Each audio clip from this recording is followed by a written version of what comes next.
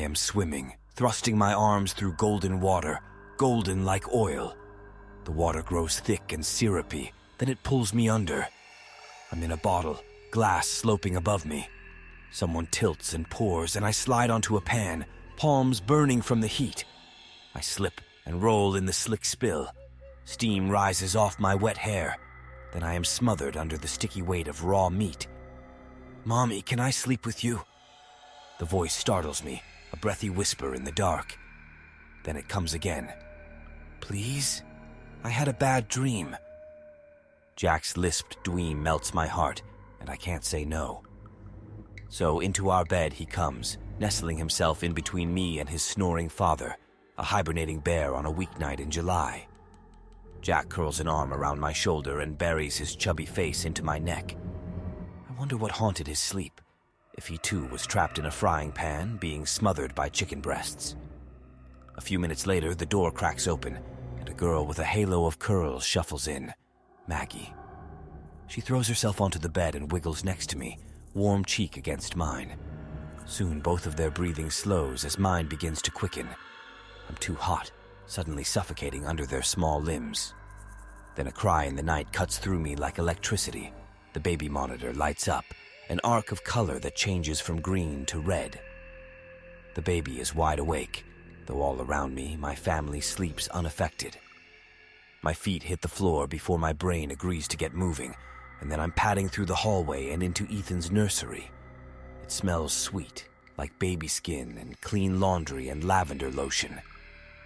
But the smell has begun to disturb more than soothe me. The dim room, the sweet scent, his throaty whines. It's an experience I've come to associate only with exhaustion. After a fresh diaper, a belly full of milk, and a few minutes in the rocking chair, he falls back to sleep. I stumble into the kitchen, pour a glass of water, and drink like a woman rescued from the desert. The clock on the microwave glows green, 3:15 a.m. I stand there staring at the numbers as if waiting for them to apologize that I'm even awake to see them. My shirt feels damp, and limp strands of hair stick to my forehead. Why is it so hot? The house is perfectly quiet now. Everyone is asleep. Not even the hum of air through the vents disturbs the peace. The air. A glance at the thermostat reveals the house is a balmy 83 degrees, and no matter what I push and flick, nothing happens. The house remains silent and hot. No, no, no. This is not the time for the air conditioner to give out. Not in the dead of summer. Can't it push on at least until morning? I give up trying to resuscitate it and collapse onto the sofa. It embraces me with its worn-out cushions and shabby throw pillows stained with grape juice. The ceiling fan spins in lazy circles above me, and I let my eyes follow its orbit. Visions of homes with white couches and walls free from fingerprints dance across my mind. Women in crisp blouses and bouncy hair, off to do something important, to be someone important. I want to hate them and worship them all at once, despise them but also discover their secrets. My shirt is itchy, the fabric coarse and irritating. It feels too tight around my neck, like it's slowly inching higher and higher, determined to choke me. I strip it off and toss it over the lamp, then throw open a window before falling back onto the couch. Crickets chirp outside, and it sounds like they all must be perched on the sill, faces pressed to the screen, competing over who can chirp the loudest. At some point, the sounds morph into the singing of birds, distant and light, sweet and melodic. Then one bellows, an awful belching noise like a chorus of angry bullfrogs. Then they start speaking to me in their gravelly croaks, and it sounds something like mommy. Mommy. Mommy. Mommy, how come your clothes is gone? I force an eye open. It's morning and my oldest children are hovering over me. Maggie with frizzy curls standing on end, and Jack wearing a Spider-Man Halloween costume, his face concealed under the twisted polyester mask. One's holding a jar of strawberry jam, the other a spoon. I peel myself off the couch, find my shirt, and plant a kiss on each child's sweaty head. Then I confiscate the jam. Somewhere in the house, I hear the shower running and my husband's off-key singing, Always the morning person. I need coffee. The kids chatter on and on while I start the coffee. Something about how I look sorta deadish when I sleep. Dark grounds tumble into the basket, some spilling all over the countertop. I wait, eyes half closed, as the appliance spits and sputters its trickle of hot water over the grounds and into the pot. It's barely half full when I hear the baby, his impatient cries echoing through the house. In the reflection of the pot's glass dome, a frazzled woman looks back at me, a woman not ready for another day. I am swimming, pushing my arms through piles of damp towels, flannel blankets, and grass-stained jeans. Zippers snag and tangle in my hair. The air is moist and stuffy and smells like spoiled milk. I am shrinking, growing smaller and smaller until I disappear into the folds of a fitted sheet. The fabric settles around me like a parachute, and I can't discern which way is up, which way is out.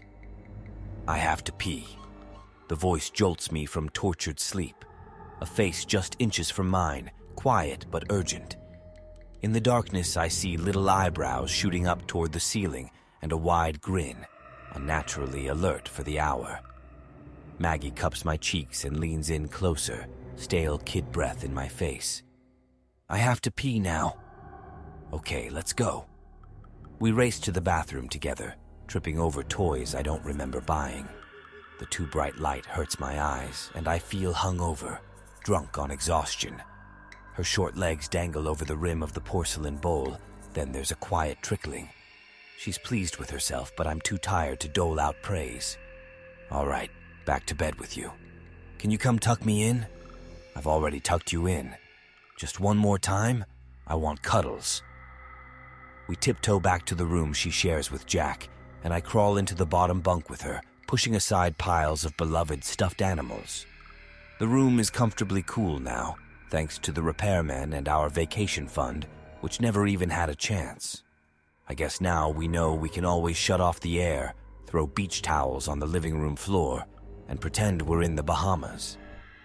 I pull Maggie's blanket to her chin and sing a song, stroking her hair until her eyes flutter closed. Mama? Yes, baby? I miss you. I wrap her in one more hug before slipping from the room. I miss me too. I am swimming, dragging my arms through scattered heaps of paperwork. Receipts, appointment reminders, wedding and baby shower invitations, bills I thought I already paid, and kids' artwork that all look the same but are things I can't bring myself to throw away. Somewhere a phone rings and I can't get to it. Then the papers turn into Amazon packages, and my feet become wrapped in tape and trapped within the cardboard flaps. The doorbell rings and the dog barks. It's my mother at the door, but she's holding a clipboard and is trying to sell me solar panels. Mommy, I don't feel good. Light from the hallway silhouettes Jack's face as he stands beside my bed, peering down at me.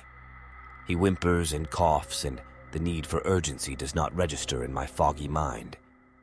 I don't move fast enough before the contents of last night's dinner find their way out of my son's stomach and all over my sheets. Fully awake now, I whisk him into the bathroom and lead him to the toilet bowl. I rub circles on his small back as he heaves, and I wish with everything in me I could make it go away. Take the sickness from him. We sit there together until he has nothing left. When I come back to bed, the sheets have already been stripped and replaced with ones that don't quite fit, but are at least clean. The washing machine hums from the other side of the house, and I smell bleach. I find my husband in the nursery, rocking Ethan back to sleep, an empty milk bottle on the dresser. When I take a step inside the room, he holds a finger to his lips and waves me away. I got this, he says, and I don't argue. I am swimming in an endless black ocean.